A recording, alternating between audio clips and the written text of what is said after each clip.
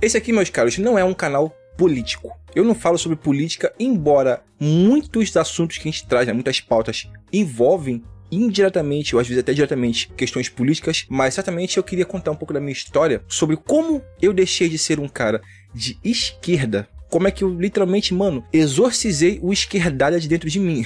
Agora, antes de qualquer coisa, pelo amor de Deus, não subvertam o que eu tô tentando dizer. O fato de eu abertamente dizer que eu não sou mais um cara de esquerda não significa que eu virei um bolsonarista ultradireita, reaça. Não, irmão. Eu só literalmente exorcizei essa ideologia nefasta da minha cabeça. De repente tem algum outro aqui que também vai se identificar com isso porque passou por um processo parecido. Deixa eu dar contexto antes de eu elencar os principais pontos, tá? Já aviso que esse vídeo vai ficar um pouquinho grande, mas vai valer a pena. Eu cresci numa família, cara, pobre, como a vasta maioria dos brasileiros. Eu consumia TV durante toda a minha infância, o que normal, todo mundo consumia TV. Só que por eu consumir TV e canais de massa, eu acho que é seguro dizer que a TV aberta de massa, sobretudo Globo, talvez não tanto o SBT, mas mais a Globo, que era o carro-chefe da minha família, né? Sempre foi uma emissora muito mais que compactuava com as ideologias de esquerda, tá? Por mais que lá no início dos anos 2000 não tivesse toda essa cultura de lacração, cultura woke na época, tanto, mas você já começava a ver uns vestígios e outros ali, cara, de um debate mais aberto. Foi ali onde você começou a ver inclusão da pauta LGBT na televisão, com muito mais força. Foi ali que quebrou muito tabu, né? Começou, por exemplo, com Big Brother, depois a inclusão da pauta racial em Big Brother. Enfim, até eu chegar num ponto de maturidade da minha vida adulta, de eu conscientemente escolher cortar a televisão da minha vida e ficar só com aquilo que realmente me interessava mais com a internet, foi um processo que culminou na minha construção, vamos colocar assim, intelectual, porque eu não estudava tanto, eu fui um moleque completamente medíocre, mediano, eu não ligava pra essas questões, tá? Então, olha só, quando a política entrou de fato na minha vida, isso começou lá por volta de 2012, 2013. Foi a época ali em que a Dilma se elegeu. Na verdade, acho que 2012 para 2013, 2014 foi a época que teve ali Dilma versus Aécio. Eu lembro que nessa época, irmão, foi um pandemônio. Começou esse negócio de polarização política.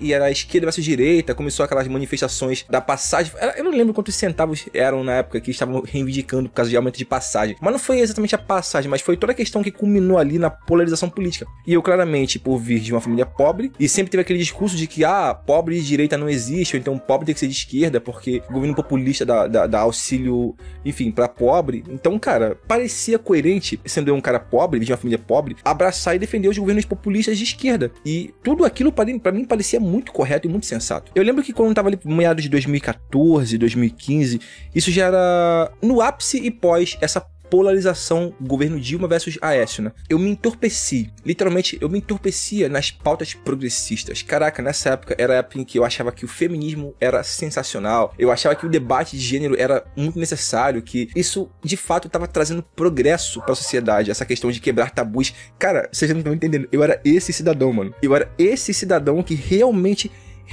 achava que pauta progressista de cultura woke era de fato um bem comum que estava acontecendo na sociedade, que isso ia elevar a sociedade para outro patamar. Como você é burro? Eu tava assistindo ontem uns vídeos do Gabriel Costenaro, que ele é carioca e tudo mais, junto com um camarada que ele é lá de cima do mapa, de Natal, se não me engano. Enfim, eu esqueci o nome dele agora. Eles são tipo um grupo. Eles foram batendo nas faculdades lá no sul, mano. Mano, que tranqueira, que lixarada, que bagulho horrendo que a galera de esquerda faz com as faculdades, mano. Um troço horroroso, sabe? Eles são pessoas extremamente reativas. Mas enfim, isso aqui foi só um parênteses, porque minha cabeça tá bem fresca com essas memórias e esse foi o gatilho principal que me fez querer fazer esse vídeo. Eu era eleitor do PSOL.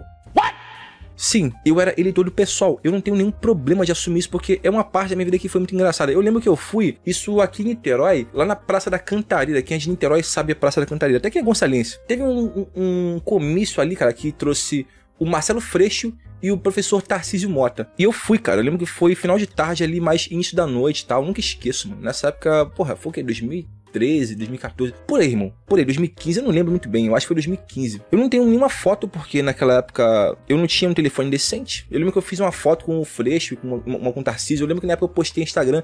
Mas como eram outros tempos, outro Instagram, mano, perdi tudo isso aí. Não tem mais isso aí pra comprovar. É só pra vocês entenderem aonde é que tava a minha cabeça. Eu realmente tava, mano, assíduo. Eu lembro que eu dei meu nome pra poder ser filiado do PSOL. É o quê?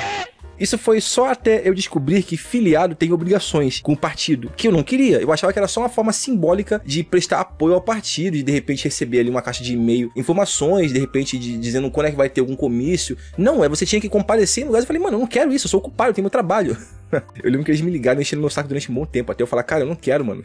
Tipo, nossa senhora, mano, tá de brincadeira. Eu adorava o rolê alternativo, tá? Eu achava bonito aquela questão dos cabelos coloridos, aquelas meninas, sabe, com cabelo verde, azul. Cara, eu achava aquilo sensacional. Eu vou confessar uma coisa pra vocês que eu tenho um pouco de vergonha, mas eu acho engraçado. Isso foi na época em que um dos meus filmes que eu mais gostava era o Azul é a Cor Mais Quente, daquele casal lésbico. Mano, vocês não estão entendendo como a minha cabeça era completamente ao avesso do que ela é hoje em dia. Eu era uma outra pessoa quando eu paro pra olhar pra trás. Vamos fechar esse ponto. Eu gostava do rolê alternativo, eu achava aquelas roupas legais, eu achava, sabe, aquela questão toda, sabe, dos estilos completamente alternativos. Eu achava aquilo muito maneiro naquela época. Agora o que eu vou adentrar aqui, rapaziada, é de fato em como começou a minha virada de chave. Eu já contei aqui no canal a história de uma garota que eu via me envolver depois do meu último término, que ela era uma amiga minha de muitos anos, e que essa garota, ela teve um comportamento bastante tóxico comigo, de, sabe, de total sumir do nada. Eu nunca tinha experimentado uma garota fazer jogo emocional comigo, de sumir, de ficar online e, caraca, mano, de não responder isso depois de ter tido um pico ali, sabe, de interação absurdo, de se aproximar absurdamente. E isso eu lembro que me deu uma rasteira. E essa garota, ela era aquela clássica garota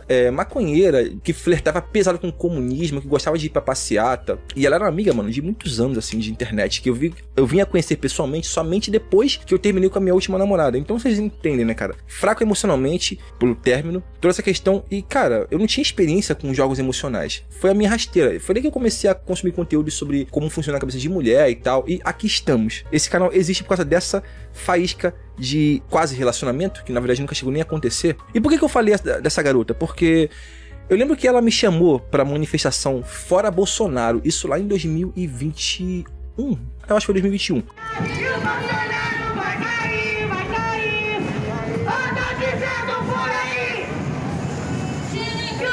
Eu vou colocar uma foto aqui pra vocês verem. De repente algumas fotos, pra comprovar que eu fui. Até dias atrás, eu achei na minha gaveta uma camisa do segundo dia que eu fui pra essa passeata, que nesse segundo dia ela não tava. Escrito atrás, Fora Bolsonaro, e na frente tinha o logo, né, do negócio. Eu não vou colocar pra poder preservar até mesmo a identidade do grupo e tal. Eu joguei fora essa tranqueira, enfim. E eu lembro que eu peguei muita incongruência no convívio com ela e com a galera nesse dia, sabe, de passeata e tudo mais. Então vamos começar aqui, o discurso. Quando eu fui pra essa passeata Fora Bolsonaro, eu lembro que foi na época do ápice da pandemia ali, 2021, mano. A pandemia tava batendo no talo, ainda tinha muita questão de distanciamento coletivo e tal. Nesse dia, eu vi muita gente, cara, sem máscara. Lembro que eu passei por um bloco, mano, do PCO. Olha só, hein. Eu passei pelo trio do PCO. O trio elétrico do PCO. A gente tava fazendo baderna e tudo mais. E tinha um grupo de meninas, mano, fazendo rodinha ali, mano, quicando no chão com latinha de cerveja na mão, da Brahma, assim, sem máscara, todo mundo perto, e eu horrorizado, falei assim, caraca, mano, isso é em pandemia, que esse pessoal tá fazendo um carnaval. Eu, na época, eu até pensei, falei, pô, o pessoal tá mó tempão sem contato humano, assim, decente e tal, eu entendo. Só que aquilo ficou na minha cabeça, porque era um pessoal que tava gritando, e nessa passeata tinha muito esse negócio de Fora Bolsonaro, de vacina no braço, comida no prato, eram esses discursos. Quem foi, de repente, nessa época lembra. E tinha um grupinho lá, mano, sem máscara, dançando, fazendo ali, sabe, algazarra, com latinha de cerveja pra mão, as meninas quicando no chão, rebolando, fazendo uma algazarra, sem máscara, todo mundo aglomerando absurdamente, como se a passeata por si só já não fosse uma aglomeração, entendo, mas tinha muita gente de máscara. Mas eu passei pelo PCO e eles estavam desse jeito, mano. O PCO, eu tive uma experiência que isso também foi nesse segundo dia, que ela também não tava, tá? Que foi com o pessoal do movimento negro. Eu não vou falar da onde que é e nem vou, enfim. Que tinha um cara, mano, que ele era gigante. Enorme. E ele tava com uma, não sei se era namorado, acho que devia ser namorado, assim, não sei se era esposa. E a esposa dele, num determinado momento, começou a conversar com o Flanelinha. Começou a conversar, mas é uma conversa assim, mano, acalorada, ela conversando com o Flanelinha, mano, com uma emoção, ele dançando mal bem. E eu percebi o maluco, cara, a modelo assim, putaço, assim, maluco alto, com a camisa do movimento negro e tal. E ele olhando pra aquela mulher muito puto, mano, muito puto. Ela tava fumando um cigarro, sei lá, ela foi oferecer pro Flanelinha e tudo mais. E o cara ficou puto. Mas é que depois que ela meio que se afastou do Flanelinha, voltou pro maluco, o maluco dele um tapão assim na cara. Não foi na cara, foi no cigarro da mina, que pegou a boca, pegou a mão da mina. Ou seja, o maluco agredindo a própria mulher, sabe? Em público, assim, sem nenhum pudor. Um grupo de esquerda que luta contra essa questão da causa da feminista, que não pode bater na mulher. E tava lá o maluco batendo na porra da mulher por causa do cigarro que ela tava dividindo com flanelinha. Eu entendo, o maluco foi ciumento, tá. Agora, o maluco simplesmente deu um tabefe na cara da mina. Não foi na cara, foi no cigarro, mas pegou na boca da mina. Eu falei, caraca, mano, olha esse cara, velho. Do movimento negro de esquerda aqui, batendo na... Pra mim isso era agressão, cara. E aquilo me deixou escandalizado. Eu falei, mano, que pessoal hipócrita, velho. Esse é o mesmo pessoal que fica gritando causa feminista e tudo mais. Enfim, um outro ponto, ainda nessa questão do discurso hipócrita que eu comecei a pescar, eu comecei a perceber que a agenda de esquerda, sobretudo quando fala mais assim da causa feminista e tal, tem muito essa questão de romantizar a promiscuidade. Eu comecei a perceber isso quando eu comecei a ver a esquerda exaltando o funk como cultura. E não entendam mal, o funk de fato ele é cultura. Porque quando a gente pensa no funk, ele tem muitas classes de funk. Você tinha o funk melody antigamente, você tem o funk de periferia que fala da realidade, mas vamos ser sinceros, sem hipocrisia, o funk atualmente ele sobrevive de falar de drogas, de dinheiro e de sacanagem. Justamente a mesma ideologia que exalta que a mulher não pode ser objetificada, que tem que respeitar o corpo da mulher, é a mesma ideologia que exalta quando ela usa o próprio corpo como objeto. Sabe, caras cantam letras absurdamente abjetas, que objetificam o corpo da mulher e extremamente... Cara, é um bagulho extremamente desrespeitoso, que eu sinto vergonha de colocar a minha mãe e a minha sobrinha no ambiente tocando essa porcaria. Partidos como o PSOL acham aquilo maravilhoso. Você vê os partidos de esquerda, mais pra esquerda mesmo, achando aquilo sensacional e falar que a cultura, nossa, que a cultura é a libertação, sabe, dos tabus, que a quebra de tabu, é a libertação feminina. Eu falei assim, cara, isso aqui é extremamente ridículo, cara, como? E aquilo começou a me incomodar, porque eu falei, mano, eu não consigo apoiar essa porcaria, isso não conversa com a minha ideologia. E aquilo começou a me incomodar, cara, eu falei, mano, alguma coisa tá muito errada aqui, por que eu tô me sentindo incomodado com isso? Agora, um terceiro ponto aqui, mano, é essa questão da agenda woke. Isso aqui já foi quando eu já tinha canal, eu já tava começando a assistir outros canais que criticavam, eram críticas fortíssimas a questão de agenda woke e tudo mais. Debate de gênero, cara. Isso aqui, mano, me pegou assim pela gola da camisa e me deu um tapa assim na cara muito bem dado, irmão. Sem sacanagem. Debate de gênero, essa questão de que, não se nasce mulher, torna-se mulher, né? Total Simone de Beauvoir. Aí começou com essa questão toda de que, o que é uma mulher, o que é um homem, isso não existe, isso é construção social. Sabe, comecei a lembrar da minha mãe, da minha infância, das minhas tias, e todo aquele passo a passo natural de uma família tradicional, de as pessoas se tornando adultas e nunca tendo essa palhaçada de debate de gênero. E quando eu comecei a perceber o que eles estavam tentando fazer, que é literalmente, mano, resetar totalmente a mentalidade social visando essa pauta, eu comecei a tentar entender por quê, sabe? E tentar entender por quê me fez tomar aversão. Porque eu nunca achei uma resposta sensata do porquê aquilo seria tão importante. Aí começa a questão trans. Começa, por exemplo, a falar que crianças têm discernimento total para decidir o que elas são, como elas se identificam, ao ponto de fazer, mano, uma intervenção cirúrgica para mudar, né, a questão lá, enfim. Cara, quando começa a colocar crianças no meio, isso já me deixa muito puto. Porque eu sou tio, eu tenho a minha sobrinha de 7 anos e eu não consigo imaginar alguém levar a sério que uma criança tem discernimento, sabe, para poder decidir a própria sexualidade a ponto de fazer uma intervenção cirúrgica. E esses debates, quando você começa a ver essas pessoas radicais levando filho pra mexer nessas questões, eu falo assim, cara, isso aqui é absurdo, mano, é absurdo. E quando a gente fala dessa questão trans em si, também tem o debate das mulheres trans no esporte, né, que na verdade são homens, biologicamente falando, são homens, né, tem o físico masculino, faz uma transição ali, começa a se parecer, mas a força bruta, a estrutura óssea, tudo ainda é de um homem. E você vê, por exemplo, as garotas, né, geralmente de pauta feminista, defendendo aquilo, sendo que aquilo, na minha visão, é claramente uma ofensa, é um ataque a todos os direitos que as mulheres conquistaram no esporte. E essas inconsistências que eu achava que eram pequenas inconsistências, mas que são enormes, aquilo começou, mano, a fazer assim, começou a embrulhar meu estômago. E eu falei assim, caraca, é sério que tudo isso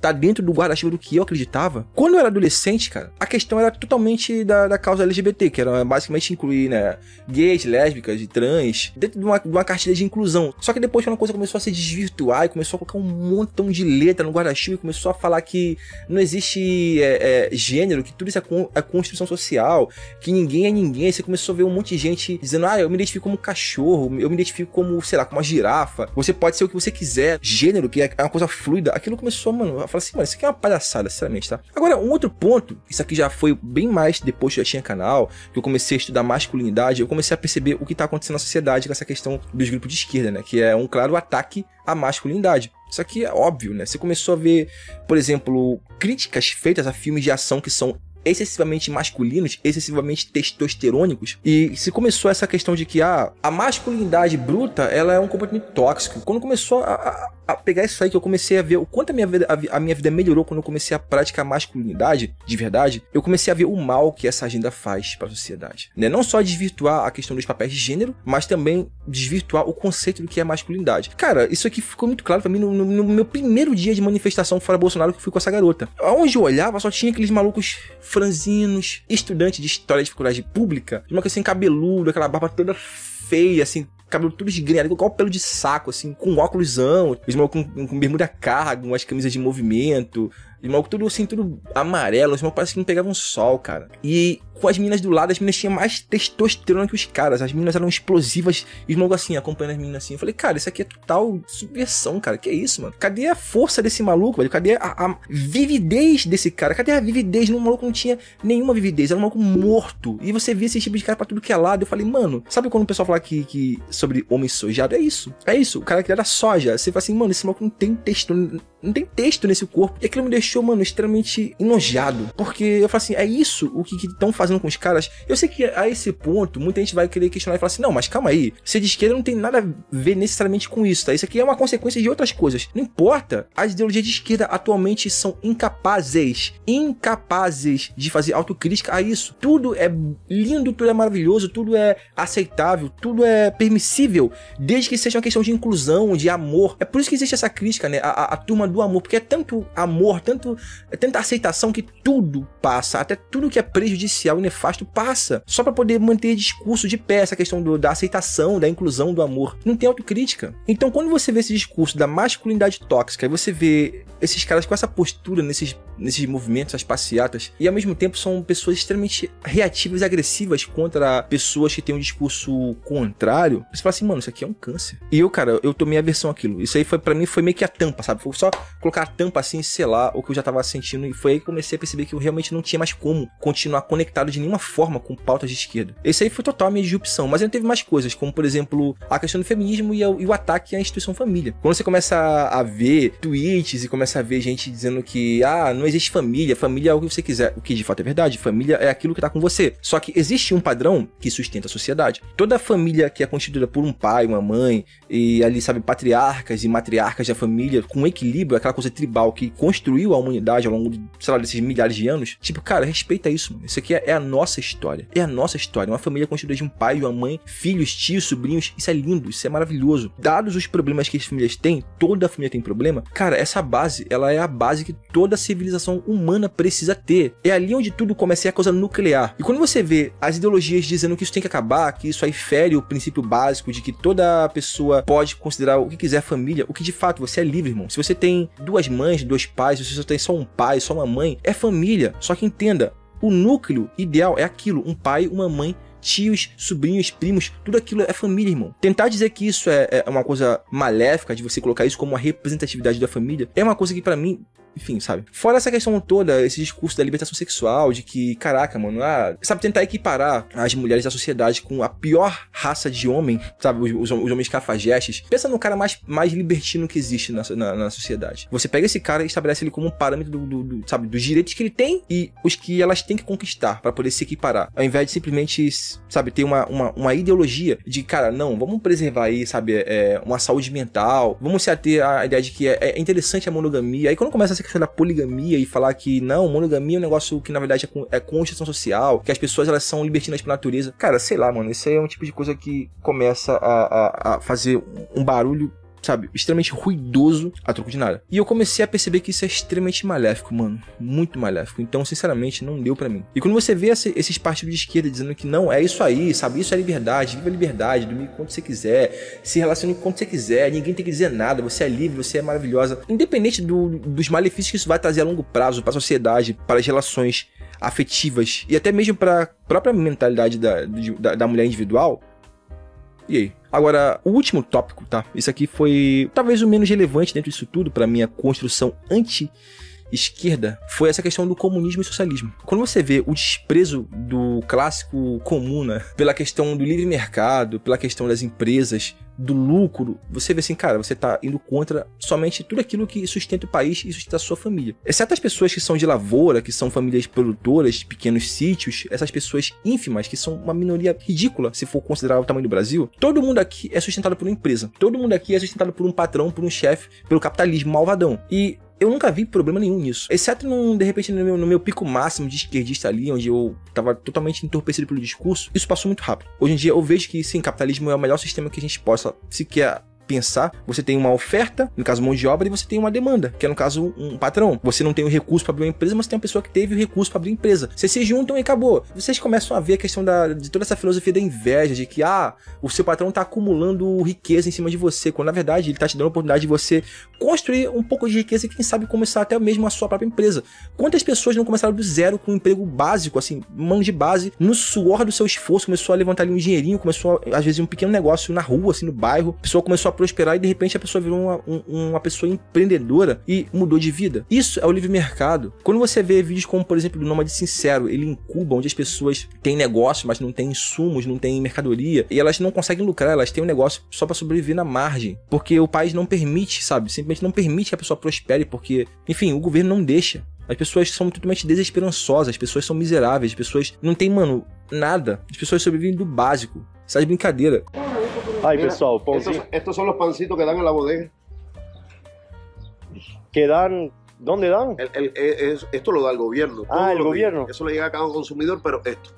E você vê as pessoas achando que isso é lindo, que isso é maravilhoso, enquanto que aqui no Brasil você tem internet aos montes, você tem como comprar suas coisas. Por mais que moradia seja caro, carro seja caro, bens de consumo tipo carro, moto, essas questões todas, tudo isso seja muito caro de você conseguir comprar à vista, você ainda consegue se manter, cara. Agora, num país socialista você não consegue nada. As pessoas são equiparadas pela miséria. Eu sei que ficou meio confuso, eu vou tentar editar isso aqui pra ficar o mais linear possível, pra ninguém ficar achando confuso ou simplesmente embaralhado, tá? Mas, enfim, espero que esse meu relato sirva como base pra você fazer uma reflexão aí e conta a sua história. Se você passou por algo parecido, cara, conta aí. Vai ser da hora ver a sua experiência e comparar com a minha. De repente a gente até tem alguma coisa em comum, sabe? Isso, de repente, às vezes até tem um padrão e a gente não tá sabendo como é que as pessoas rompem, né? Esse laço aí com as ideologias de esquerda, tá? Talvez tenha faltado coisa, talvez. Mas por hoje é isso. Comenta aí com respeito, fiquem todos na mais perfeita ordem, tudo na uma santa paz. Já dizia um Toquinho e o nosso eterno poeta Vinícius de Moraes.